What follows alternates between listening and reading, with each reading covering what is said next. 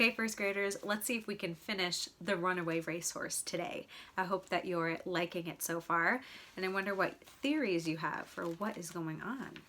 So we're on chapter 6, and where we left off, Ruth Rose took a picture of Sunny and Whirlaway, and remember, Whirlaway seems afraid of Sunny, which is strange because the kids read that horses usually like their jockeys, so this is a little strange. We're on chapter 6.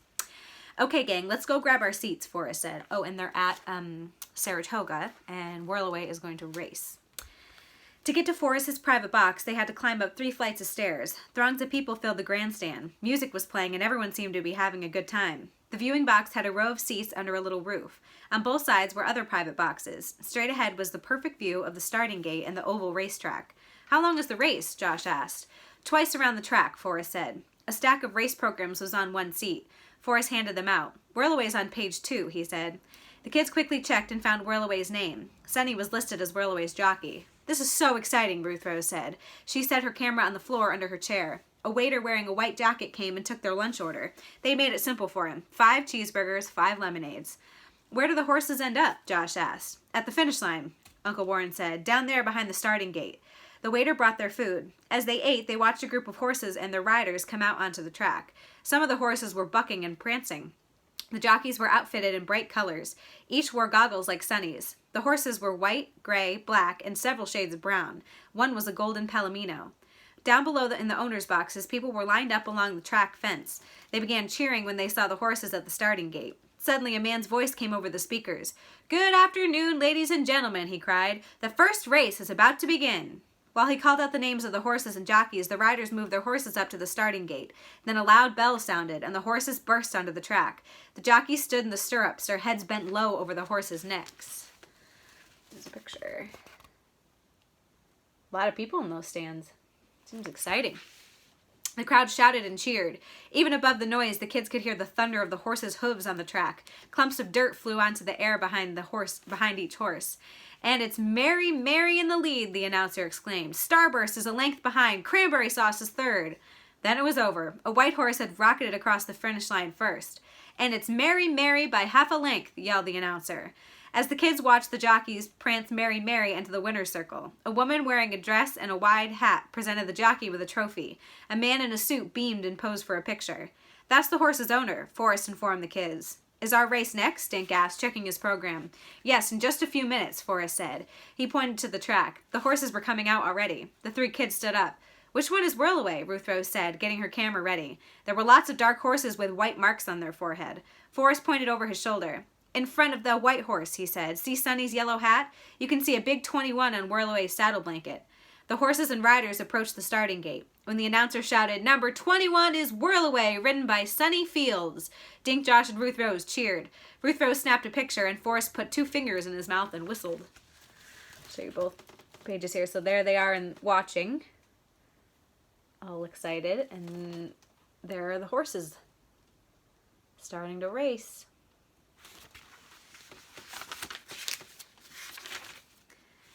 Then the announcer's voice boomed over the loudspeakers. "Now the second race, an even dozen beauties out there."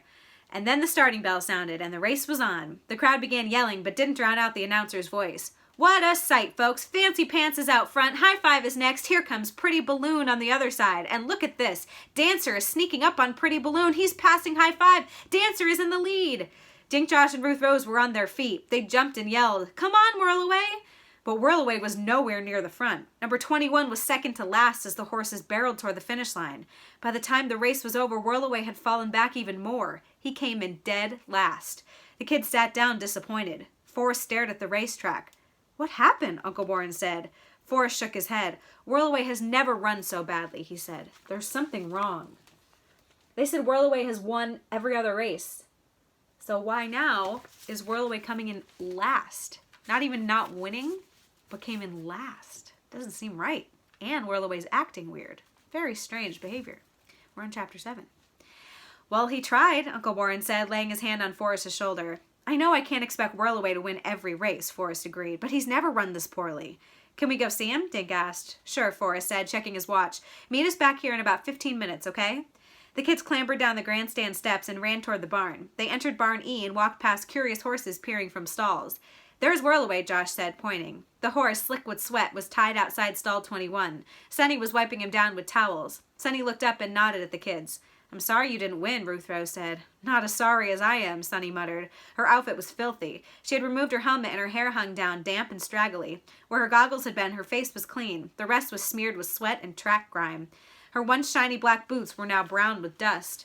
Sonny knelt down and began unwinding the tape from Whirlaway's legs. The tape was grimy. Sonny shook her head as she worked. Whirlaway was running like a different horse, she said. She walked away to find a trash can for the soiled tapes, leaving Whirlaway tied to a stall. Maybe Whirlaway was just tired, Dink said. Maybe, Ruth Rose agreed, but jockeys can make horses go slower. Josh looked at Ruth Rose. You think Sonny made Whirlaway lose the race? Ruth Rose shrugged. I don't know. Sonny came back and untied Whirlaway. She had to tug him up the ramp. He rolled his eyes as she walked him into the trailer. Sonny closed and latched the trailer door. Without saying a word, she climbed into the cab and drove away. Something weird is definitely going on between Whirlaway and Sonny, Ruth Rose said. Whirlaway might just be having a bad day, Dink said. Ruth Rose looked at her watch. We'd better get back, she said. They started walking toward the viewing stands. Dink noticed a small group of people gathered around a dark horse and its rider. There's the winner, he said. Yeah, Dancer, said Josh. I want to get a picture, Ruth Rose said. The kids walked to the winner's circle. They wiggled through the crowd until they were standing next to Dancer. Dancer's chest and legs were sweaty. The white tape that covered his ankles was dirty. The jockey was dirty too. He smiled as people took pictures. A man wearing a cowboy hat and dark glasses reached up and shook the jockey's hand. Well done, Andy, he said. Piece of cake, Mr. B, the jockey answered. Guys, move closer, Ruth Rose said. I want to get a picture of you and Dancer. Dink and Josh stepped over and stood in front of Dancer. Josh giggled when the horse butted him gently in the back. The jockey flicked the reins, and Dancer put his head between Dink and Josh's shoulders. So here's the winning horse. There's the guy who they said owns the winning horse, and the jockey. And there's the winning horse. And he put his head right on their shoulders, and he bumped Josh in the back. He seems like a friendly horse. Ruth Rose snapped the picture. Her camera made a whirring noise, letting her know that the roll of film had run out. Dink looked at his watch. Come on, guys, they're waiting for us. They hurried away and found Forrest and Uncle Warren in the viewing box. How does Whirlaway look? Forrest asked. Tired, Josh said. Sonny loaded him and they took off. I guess we better leave too, Forrest said. They headed for the parking lot.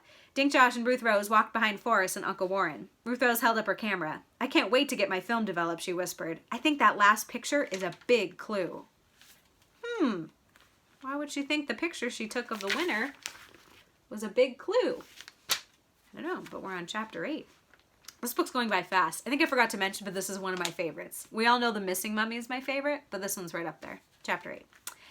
Maybe Whirlaway is sick, Uncle Warren suggested on the way back. Forrest nodded. I'll call the vet and get him to come over, he said. The kids sat in back. Josh slept against his pillow with his mouth open. Next to him, Ruth Rose read Learning to Ride. Dink's book was on his lap. He gazed out the window, watching the scenery flash by. The hum of the car's tires made him feel sleepy. His eyes closed. The next thing Dink heard was his uncle's voice saying, Almost home, kids. Dink opened his eyes, blinked, and looked out the window. He recognized the shops just before Forrest's driveway. There's a photo place, Ruth Rose said. Can we stop, Forrest? Sure thing, Forrest said. He pulled up in front of a small shop. A cheerful sign in the window said, Photo finish, 1 hour. Ruth Rose hopped out and ran inside. She was back a minute later. I got more film, she said. Josh sat up and looked around. Where are we? He asked. Dink poked his finger at the back of Josh's shirt. Josh, there's a black smear on your collar. Josh twisted his shirt around and stretched out the collar. Yuck, he said. Where did that come from? Weird. He has something black smudged all over him. First he had ketchup, and now he has something black. Maybe it's mud from Whirlaway yesterday, Dink suggested. Dink, Josh said, I changed my shirt after we washed him. Could you have leaned against some wet paint or something at Saratoga? Ruth Rose asked. Josh thought for a second. I don't think so, he said, and if I had, there'd be more than just a mark on my collar. He shrugged. Forrest made his turn onto his driveway. A minute later, they were home. I've got to change my shirt, Josh said, when they'd all climbed out of the car. No, let's see if Sonny and Whirlaway are back yet, Ruth Rose said. She gave Dink and Josh a look. Great, Forrest said. I'll see if I can get the vet on the phone. Uncle Warren took Josh's pillow and read the books. Dink, Josh, and Ruth Rose headed for the barn. The stall was empty and Sonny was nowhere to be seen. Okay, what's up? Josh asked Ruth Rose. They sat on hay bales. You know the picture I took of you guys with Dancer? Ruth Rose asked. Well, I think someone else was in it. Mr. Bunks. Both boys looked blank. The man in the sunglasses and the cowboy hat was Mr. Bunks, Ruth Rose said.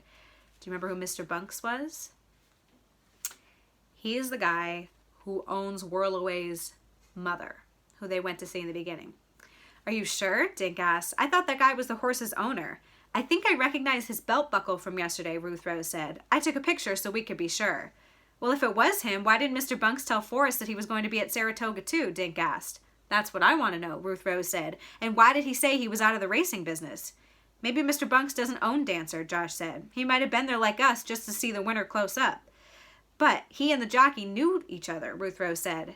Dink nodded. If that was Mr. Bunks at Saratoga, he said, he is definitely hiding something.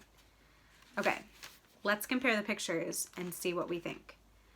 So this is Mr. Bunks from the very beginning of the book, right there. She said he recognized his belt buckle. Let's see if I can get it to focus on his belt buckle.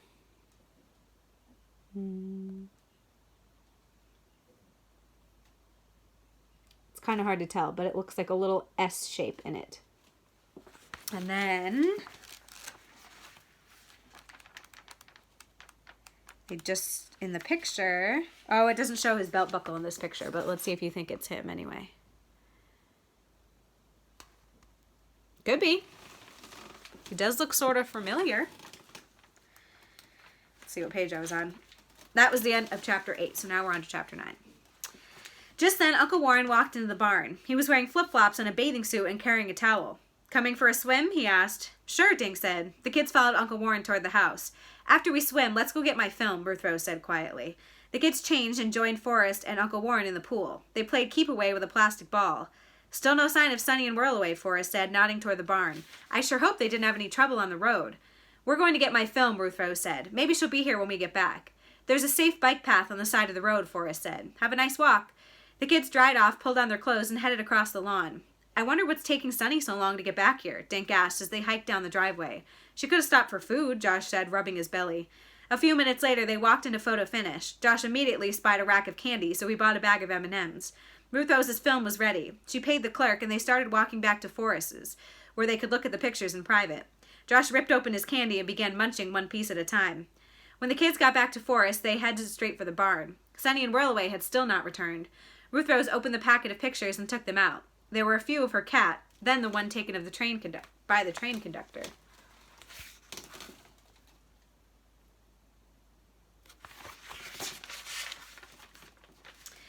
The next pictures were of horses and the barn at Saratoga. Then there was one of the horses on the track, but it was blurry. Next was Sonny with Whirlaway in Barn E. The last picture was taken at the winner's circle. It showed Dink and Josh with Dancer's head between them. The man in the cowboy hat was standing in the background. He was wearing a leather belt with a big silver buckle. It's Mr. Bunks, all right, Dink said. The kids studied the picture. Ruth Rose brought it closer to her eyes. Guys, do you see anything weird about Dancer's forehead? She asked. It looks shiny, Dink said, peering closely. And darker than the rest of his face, Josh observed. From a distance, you'd never notice, Ruth Rose said. What could make it look like that? Asked Dink. Something dark, like shoe polish, Josh said. Wait a minute, Ruth Rose said. Josh, let's see that mark on your shirt. Josh leaned in so Dink and Ruth Rose could inspect his collar. It looks like shoe polish, said Dink. Yes, Josh said. Now I remember. Ruth Rose, when you took your picture, I felt Dancer nudge me in the back. So Dancer made that mark, Ruth Rose said. But why would anyone want to put shoe polish on a horse? Dink asked. I don't know, but I know who could have done it, Ruth Rose said. Sonny was polishing her boots with black polish right before the race. But Sonny doesn't have anything to do with Dancer, Josh pointed out. Ruth Rose shuffled through the pictures until she found the one of Sonny and Whirlaway in Barn E. She looked at it for a second, then placed it next to the one of Dink and Josh with Dancer. Wow, Josh said. The horses look like twins. So here's Whirlaway with Sonny. And then there's the winning horse down here. And there's the guy who they now know was Mr. Bunks with that big belt buckle. They do look like very similar horses, except this one, they said, in the middle of the forehead was shiny. Somebody put black shoe polish. Why would someone want to cover up a horse's forehead? Dink picked up the picture of Sonny and Barney, except this one has a white mark on his forehead. The shoe polish could be covering up a white mark on Dancer's forehead, Ruth Rose said. But why would Sonny or Mr. Bunks or anybody want to cover up a white mark on Dancer's forehead? Why would it matter? Josh asked. Dink thought about that. Then he remembered Sonny's comment after the race about how she felt like it was a different horse. That's it, Dink said, snapping his fingers. What's what? Josh asked. Guys, what if the horse we washed wasn't Whirlaway? Dink said. What do you mean? Asked Josh. I mean, what if someone stole Whirlaway, then brought back a different horse to replace him? Josh and Ruth Rose stared at Dink. Well, that would explain why he acted so strange, Ruth Rose finally said. And why he blew the race, Josh said. It would also explain the shoe polish, said Dink. Huh? Josh said. Well, Dink said, why would someone want to steal a fast racehorse like Whirlaway? To win races, Ruth Rose said. Right, said Dink. And if someone did steal Whirlaway and enter him in a race, he'd be sure to disguise him somehow. Like covering up a mark on his forehead with shoe polish, said Josh. So that's why Mr. Bunks was there, Ruth Rose said. He must have stolen Whirlaway and entered him in the race as dancer. And I'll bet Sunny's working for him, Josh said. It would have been easy for her to switch the horses. Plus, we saw her with shoe polish, Dink said. I'd like to ask Sunny a few questions, Ruth Rose said. Where is Sunny? Asked Josh. Good question, said Ruth Rose, looking around the empty barn. She sighed. And if she did switch horses, how can we prove the horse she rode in the race wasn't Whirlaway? Dink asked. I know a way, Josh said. Wonder if you do too. Think back to the very beginning when Forrest said that Whirlaway doesn't like something that most horses do like. Remember what that was? You probably do. I know a way, Josh said. He reached into his pocket and pulled out a sugar cube. Forrest said Whirlaway doesn't like sugar. When Sunny gets back, I'll offer this to Whirlaway, or whoever it is. If he eats the sugar, we'll know it's not Whirlaway. It's the end of that chapter. So they have a very interesting theory that maybe Whirlaway isn't Whirlaway at all. Ho ho ho. Chapter 10. You're a genius, Ruth Rose said. I know, Josh said. Dink glanced around the empty barn. Now all we have to do is wait for Sunny. Ruth Rose stuffed the pictures back into her pocket. Well, I, for one, am not waiting around, she said. Come on, let's go check out Mr. Bunk's place again. What are we going to do when we get there, Josh asked, as they hurried up Forrest's driveway. Look for Whirlaway, Ruth Rose said. Do you still have those sugar cubes? Josh patted his pocket. Yep. The kids cut behind Forrest's barn and headed for the logging road. A few minutes later, they reached Mr. Bunks' house and barn. I don't see that dog anywhere, Josh whispered. And I don't see Mr. Bunks' truck. That's a tongue twister, Dink said. Let's check out the barn, Ruth Rose said. The kids slipped into the barn. It was quiet and dim with a little light coming through the dusty windows. Biscuit's gone, Dink said, stopping in front of the empty stall. Where is she? As if in answer, they heard a hoarse whinny. Come on, Dink said, heading outside. Behind the barn, an open field with a path leading through the tall weeds. The kids followed the trail and entered a stand of trees. As they reached the far side of the trees, the kids stopped and stared. They were in a clearing in front of a long shed. A horse trailer was partially hidden behind the low building. The kids pulled open the wide shed door and peeked inside. Dink wrinkled his nose at the smell of sharp manure. Half of the shed was fenced off with boards. Behind the fence was Biscuit, staring at the newcomers. In a separate stall next to Biscuit's was another horse, wearing a halter. The dark horse looked just like Whirlaway, except that there was no white diamond on the horse's shiny forehead.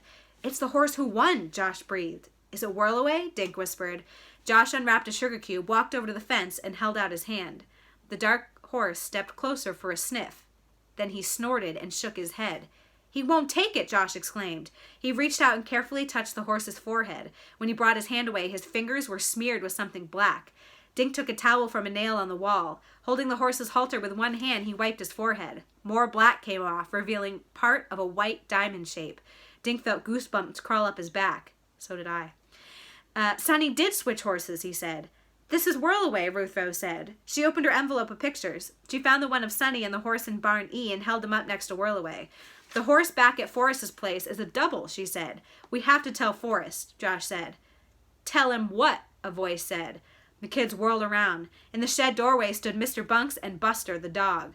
Mr. Bunks was still wearing the clothes he'd worn in the winter circle, including the silver belt buckle. Sit, dog, Mr. Bunks said to Buster. The dog sat at his master's side. A low growl came from deep in his throat.